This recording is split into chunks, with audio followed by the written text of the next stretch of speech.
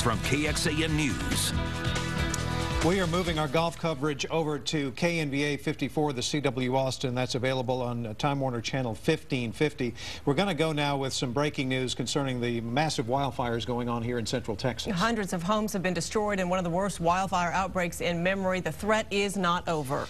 There are 3 big brush fires that we're keeping an eye on so far, but the biggest by far is in Bastrop County, where now 25,000 acres have burned, 476 homes have been destroyed, and there's a news conference going on right now. Bastrop County Judge Ronnie McDonald at the microphone. Let's listen in live to what he has to say. Caught up with all outages except for those that are directly related to the fire. So that will give you the sense of the magnitude of both the evacuation area and the fire zone, when we currently have 3,800 meters without power. Thank you, Maura. Also, for our local residents, I do want to say again, Bastrop Independent School District will be closed on tomorrow, and also the Smithfield Independent School District. We're asking individuals to boil water. It's a boil water notice for individuals east of 95, north, south of 290, and individuals bounded by Highway 71 south. So we're asking you to boil your water. Also, I'm going to ask Mike Fisher to come and give us an update on the tactical plan that we're still in.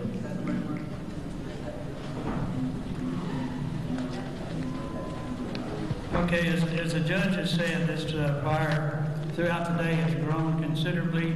That was our prediction. We started our shift this morning. The wind is just terrific out there. Low humidities making these firefighters use indirect attacks rather than aggressive fire attack. That's for their safety. We continue to adjust our tactics based upon what the weather is doing, what kind of fuel this fire is in.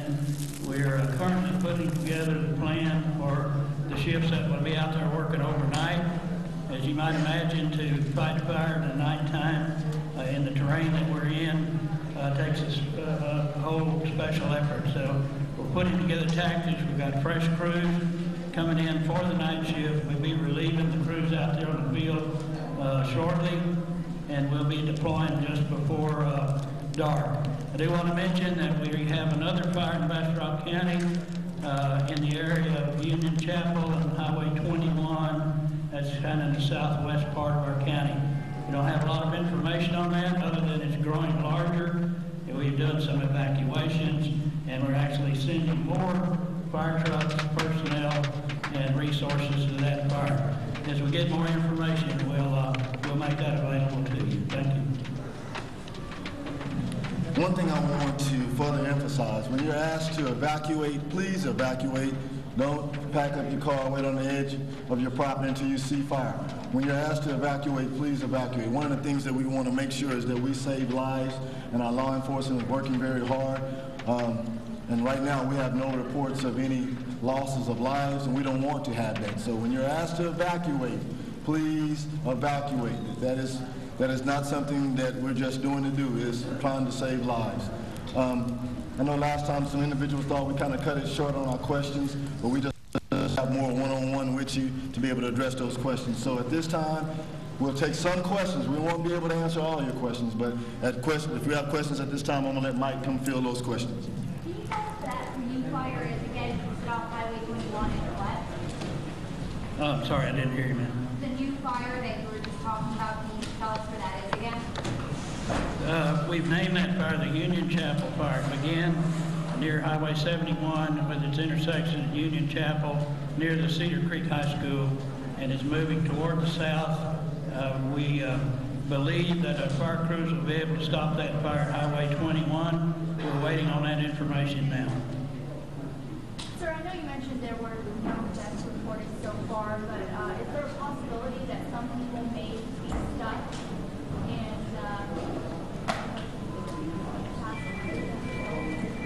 fortunately, we don't have any evidence that that has occurred.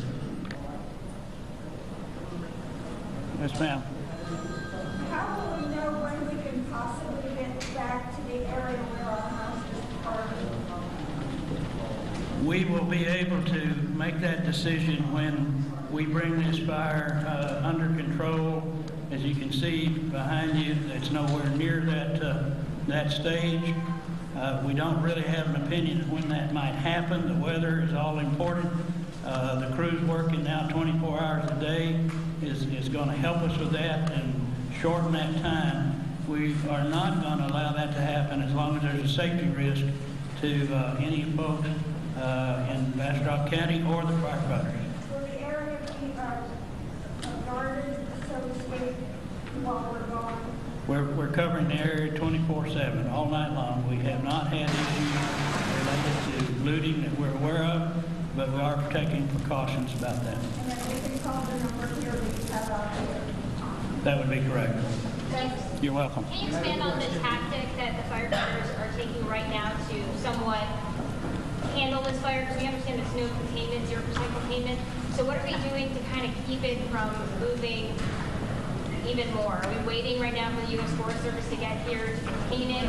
What are firefighters doing? Can you expand? We're using multiple tactics. One is we're using bulldozers to cut along the side, create fire breaks so we can make the fire run to that break and quit. We're using many fire engines. Where we can, we're attacking the fire directly, or we're putting what we call wet lines out ahead of the fire. And in most cases, we're simply protecting structures that we can get to with protection. And we have had aircraft working all day to continue to work out there, and we're hoping that they'll remain active until dark. How's that fire moving towards Rosanke? Is that, and what tactics do you have to try to keep it from getting any populated areas there? Okay, at this time, we have no active fire south of the Colorado River. It's all north of the river. We do have crews, though, across the river because this wind can certainly spread it very quickly. So we're anticipating that, but we have nothing going on over there. Had it jumped the river earlier? Because we had heard earlier that it had. It did, in fact, last night, but it got into some short grass, and it was contained very quickly, and it's not active anymore on that side of the river. Do you have a map of the areas that have been damaged?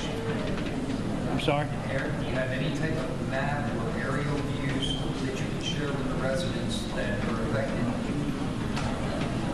We're working on that. We actually had an aircraft a few minutes ago fly the perimeter. We're trying to get that in a map form and on a Google Earth format or something where we can display that. It's not only for the benefit of the residents, but it's the benefit of the planners behind the wall behind me to know exactly where that fire is.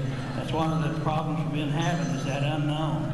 That fire is so dynamic that we really don't know exactly where it is.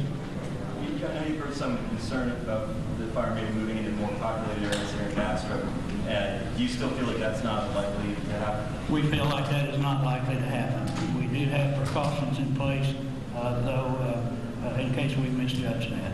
There are a lot of meters that are... How many people within a back or would you consider homeless, and where are evacuations considered? The evacuation centers now are Bastrop Middle School, the Smithville Recreation Center, Cedar Creek Methodist Church. Those are the three active shelters. We do think, we've heard reports of some of the other churches have had folks come in and they're having their needs taken care of. As many as 10, 12, 15 people. We currently have around 400 people total in our shelters. That is down a little bit from yesterday. We feel like probably some of our friends have gone to family maybe out of the area and are just simply awaiting when they can come back and assess their property.